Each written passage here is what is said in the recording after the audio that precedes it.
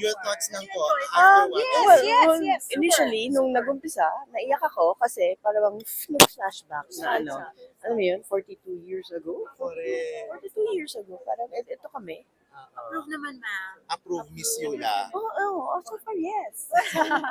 Brought a lot of memories. Oo.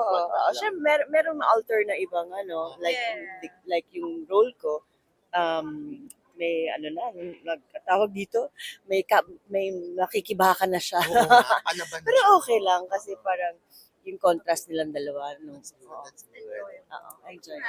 Thank you, Miss Yula. Ma'am, what can you say about watching it? Actually, happy ako second time ko na Correct, manood. correct, oo. Pero happier ako ngayon kasi kasama ko yung group. Kahit di kami complete. Pero happy ako kasi natutuwa ako makita ang reaction ni Raymond, ni Herbert, ni Yula, ni Cheska. So, yun. Thankful na meron pa to hanggang March. Kanina ba nanonood kayo dahil sa akin, mga commentary ko na alala. Oo. Si Herbert, daming tanong. may kalabit. Si ganon, si ganyan. Ayun ba yun? So, yun. Happy ako. Na-feed ko sila sa sa mga details. Ganyan. Last na naman, meron ba kayo naalalang memory from watching this na balik on set? Yung friendship namin na girls, as kaming lahat with the boys, lahat ng mga nangyari. Kahit na kanina nung dinner kami, yun din pinapag-usapan namin. Ang saya lang to, look back. Yeah. Sabi nga ni Herbert, nostalgic. Talagang nostalgic naman.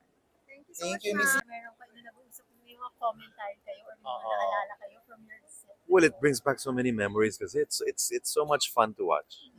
You know, the music, the characters. So it makes us all feel very, very nostalgic and very, very honored. Approve naman sa inyo, sir. Oh, it's so much fun. Yeah. It's so much fun to watch. So much fun. I think it might even be funner than the movie. Sir, ano naman, sir, kaya niyo rin humiling ng ganyan. Ah! Medyo mahirap yung ginagawa nila. Sa totoo lang. That's some serious performance skills they have. For Yeah. audience na lang. For audience Yeah. enjoyment. Yeah. Sir, Thank you, sir. But wonderful.